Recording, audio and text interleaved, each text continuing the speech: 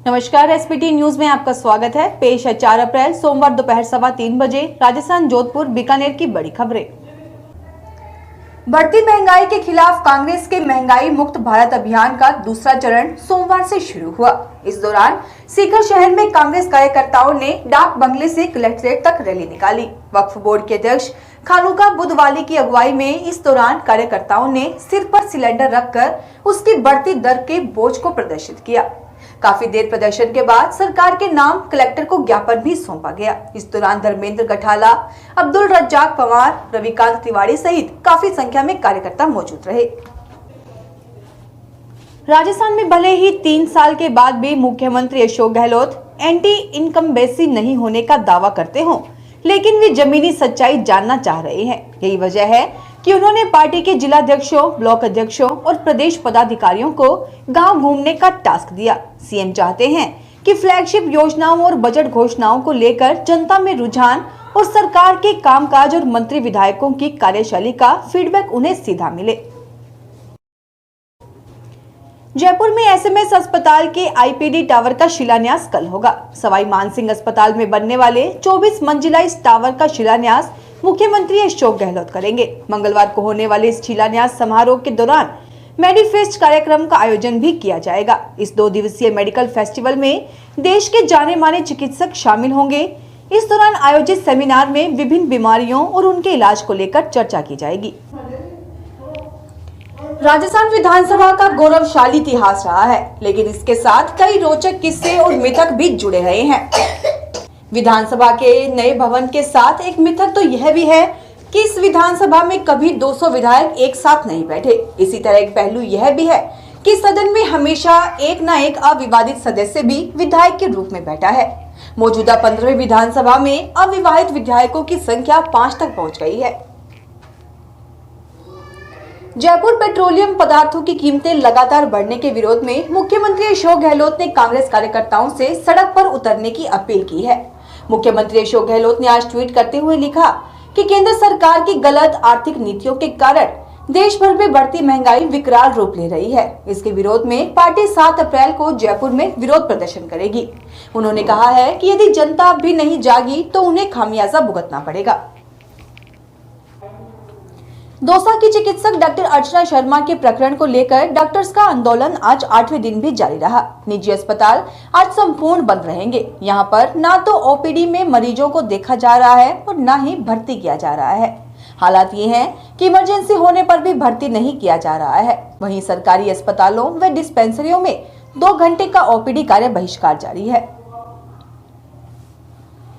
जोधपुर में अप्रैल महीने के पहले सप्ताह में ही तेज गर्मी पड़नी शुरू हो गई है। सोमवार को सुबह मौसम सामान्य बना हुआ था, लेकिन धूप निकलने के बाद तेजी से तपिश बढ़ने लगी। दोपहर में पारा 42 डिग्री पर पहुंच गया।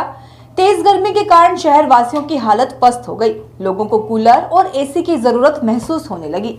दिन में गर्म हवा के थपेड़ों ने लोगों को बेहाल कर रखा।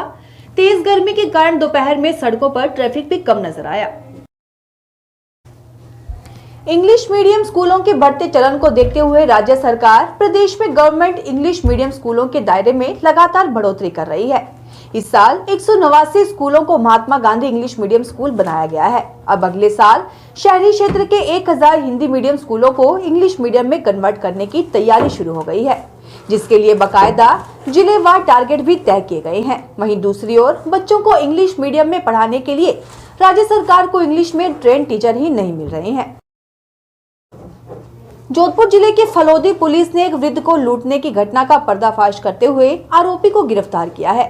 ग्रामीण पुलिस अधीक्षक अनिल कयाल ने बताया कि भोजासर थाना अंतर्गत गोरछियों का बेरा आऊ निवासी 62 वर्षीय दीपाराम मेघवाल को लूटने के आरोप में रामपुर मोखेरी निवासी इकबाल को गिरफ्तार किया गया है। वह आले दर्जे का बदमाश है, जिसके विरुद्ध पूर्व में भी लूट के 4 एवं धोखाधड़ी का एक प्रकरण दर्ज है। रेट लेवल 1 में 15,500 शिक्षकों की भर्ती से पहले शिक्षा विभाग एक अभ्यर्थी के दस्तावेजों की जांच कर रहा है। इस बीच बड़ी संख्या में ऐसे अभ्यर्थी भी सामने आए हैं जिनके सर्टिफिकेट और डिग्री पर ही सवाल खड़े हो गए हैं। बताया जा रहा है कि सैकड़ों की संख्या में अभ्यर्थियों के फॉर्म निरस्त किए जा रहे हैं। इनमें सर्वाधिक विशेष शिक्षक भर्ती के हैं। इन लोगों के सर्टिफिकेट प्रदान करने वाले संस्थानों मान्यता नहीं होने से यह संकट खड़ा हुआ है। अखिल भारतीय आयुर्विज्ञान संस्थान जोधपुर में 2 दिवसीय ESI सैटेलाइट सिंपोजियम कार्यक्रम का आयोजन किया गया। कार्यक्रम में देश भर से जाने माने एंडोक्राइनोलॉजिस्ट व फिजिशियन ने हिस्सा लिया। इस दौरान डायबिटीज के ट्रीटमेंट की लेटेस्ट टेक्नोलॉजी के साथ महिलाओं में होने वाले हार्मोन असंतुलन पर चर्चा की गई। देश में पहली बार चांदी का रंगीन सिक्का बनाया गया है। अपने आप में यूनिक इस सिक्के की खासियत है कि बाजार में इसकी ना तो कोई कीमत है और न ही किसी दुकान या दूसरी जगह काम आएगा। इसे खरीदा है बीकानेर के एक सुधीर लुणावत ने। सुधीर को ऐसे यूनिक कॉइन के कलेक्शन के लिए जाना जाता है। इनके पास विश्व के सबसे यूनिक नोट और कॉइन है। उत्तर पश्चिम रेलवे के जोधपुर मंडल से संचालित Jodhpur Delhi Mandore express super fast train के नंबर बदल गए हैं। अब आरक्षण कराने वाले यात्रियों को इस ट्रेन के नए नंबरों को आरक्षण आवेदन फॉर्म में भरने होंगे। वरिष्ठ मंडल वाणिज्यिक प्रबंधक जितेंद्र मीणा ने बताया कि जोधपुर से चलकर दिल्ली जाने वाली गाड़ी संख्या 12461 मंडोर एक्सप्रेस सुपर फास्ट का नंबर बदलकर तुरंत प्रभाव से 22996 हो गया है और वापसी में दिल्ली से जोधपुर ट्रेन का नंबर 22995 निर्धारित किया गया है। ट्रेन का संचालन समय और ठहराव पूर्व निर्धारित रहेंगे।